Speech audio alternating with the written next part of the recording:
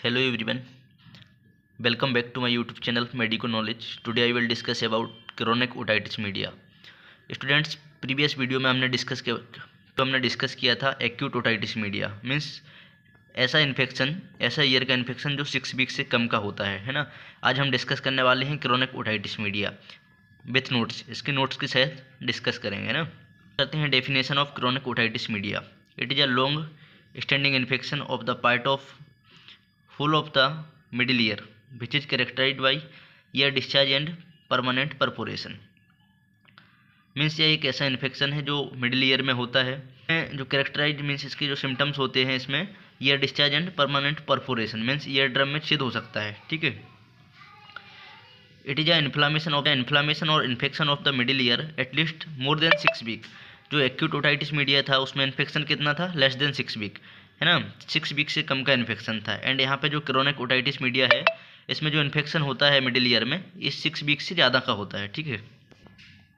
बात करते हैं एटियोलॉजी मीन्स इसमें क्या क्या कॉजेज हैं, कौन कौन से कारण हैं जिसके कारण क्रोनिक ओटाइटिस मीडिया होता है। इसका फर्स्ट कॉज होगा inappropriate treatment of acute otitis media.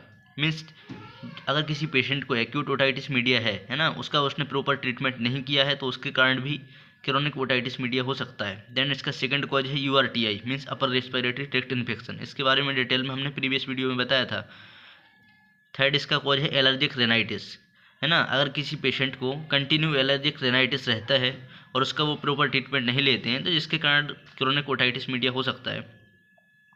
Third next इसका कॉज है eustachian tube deformity and septal deviation, है ना, एंड साइनसाइटिस।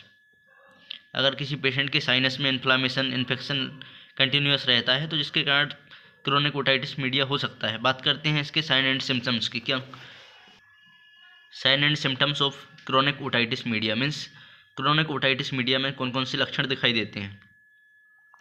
अगर किसी पेशेंट को क्रोनिक ओटाइटिस मीडिया है तो उसको ओटेल्जिया होगा। ओटेल्जिया मीन्स ईयर पेन, उसके ईयर में पेन कंटिन्यूस बना रहता है। ठीक है। नेक्स्ट इसका सिम्टम्स है फीवर।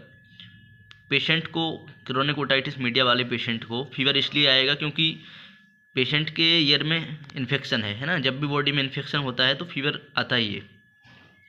नेक्स्ट इसका सिम्टम्स है डिफनेस। ईयर में कंटिन्यू पेन रहेगा, ईयर से डिस्चार्ज होगा तो उसके कारण पेशेंट को डिफनेस होने लगती है मीन्स बहरापन होगा, प्रॉपर उसको सुनाई नहीं देगा। नेक्स्ट ईयर डिस्चार्ज, है ना, डिस्चार्ज ऑफ द पस from the year means year से उसको पस का डिस्चार्ज बना रहेगा।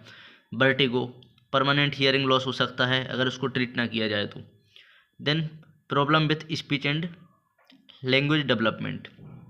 अगर कोई पेशेंट क्रोनिक ओटाइटिस मीडिया से सफ़र कर रहा है तो उसको स्पीच एंड किसी बात को अंडरस्टैंड करने में, बोलने में भी प्रॉब्लम होती है। बात करते हैं diagnostic evaluation of chronic otitis media means कैसे हम डायग्नोस कर सकते हैं कि पेशेंट क्रोनिक ओटाइटिस मीडिया से सफ़र कर रहा है।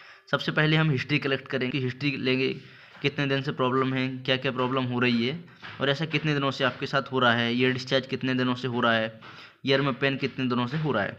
देन हम फिजिकल एग्जामिन करेंगे, उसका एग्जामिनेशन करेंगे।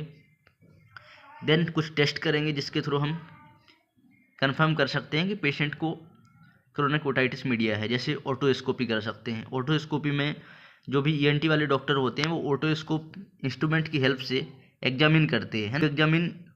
Otoscope is use to examine ear drum perforation means जो कान की पर्दा है, जैसे ईयर ड्रम बोलते हैं, उसमें छेद है या नहीं है उसको विजुलाइज करने के लिए, एग्जामिन करने के लिए ओटोस्कोपी किया जाता है।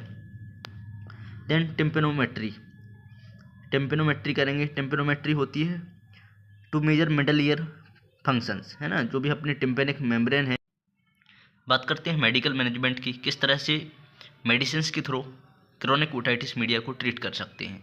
तो इसमें क्रोनिक ओटाइटिस मीडिया को ट्रीट करने के लिए एंटीबायोटिक्स यूज की जाती हैं जैसे सेप्रोफ्लॉक्सासिन।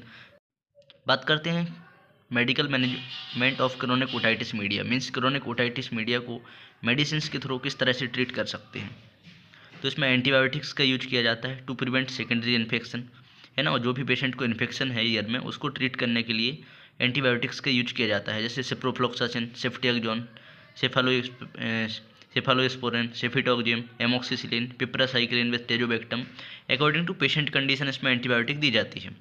देन इसमें एनाल्जेसिक ड्रग्स का यूज किया जाता है। एनाल्जेसिक ड्रग्स वो ड्रग्स होती हैं जिसमें जो पेशेंट के पेन को रिलीफ करने में हेल्प करती हैं, ठीक है।